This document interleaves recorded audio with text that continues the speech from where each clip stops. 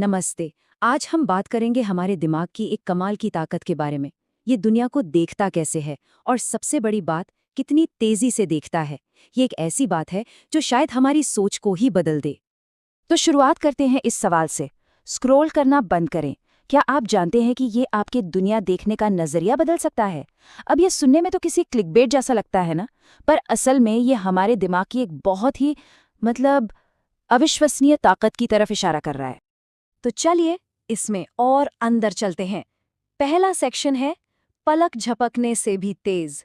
जी हाँ, यहाँ बात होगी हमारे दिमाग की उस स्पीड की, उस रफ्तार की जिसके बारे में हम सोच भी नहीं सकते। अब देखिए ये नंबर 13, ये कोई आम नंबर नहीं है। ये है 13 मिलीसेकंड, और यही वो जादुई आंकड़ा है जो आज की हमारी पूरी बातचीत का हीरो है।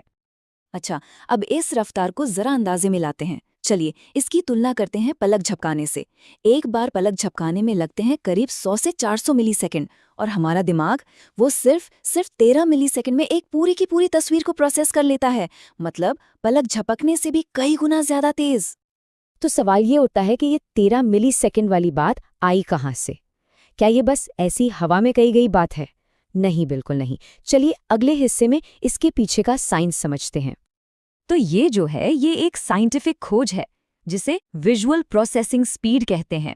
इसका सीधा सा मतलब ये है कि हमारा दिमाग किसी भी इमेज को सिर्फ 13 मिलीसेकंड देखकर ही उसका मतलब समझ जाता है। जरा सोचिए, 1 सेकंड का 1000वां हिस्सा, इतने कम टाइम में दिमाग कितना कुछ कर लेता है। लेकिन रुकिए, कहानी सिर्फ स्पीड की नहीं है। अब जो बात आने वाली है वो शायद सबसे हैरान करने वाली है। दिमाग की क्रिएटिव गैप फिलिंग, मतलब खाली जगहों को भरना। यहीं पर हमारा दिमाग एक साइंटिस्ट नहीं बल्कि एक आर्टिस्ट बन जाता है। हमारी सोच में एक लाइन है जो सब कुछ बदल देती है। दिमाग असल में उन खाली जगहों को भर देता है जो देखी नहीं गई, और ये यकीन दिलाता है कि वो असली था। इसका मतलब क्या हुआ? मतलब ये कि हम जो देखते हैं वो शायद पूरी सच्चाई है ही नहीं। तो आखिर ये होता कैसे है? चलिए इसे 4 आसान स्टेप्स में समझते हैं। स्टेप 1, हम 1 सेकंड से भी कम वक्त के लिए कोई इमेज देखते हैं। स्टेप 2, हमारा दिमाग फौरन जरूरी चीजें पकड़ लेता है, जैसे कि शेप्स और कलर्स। अब आता है स्टेप 3, और यही सबसे मजेदार है।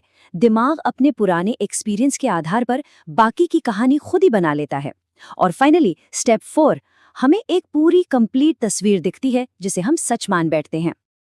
अब ये सब जानने के बाद एक बहुत बड़ा सवाल हमारे सामने आकर खड़ा हो जाता है।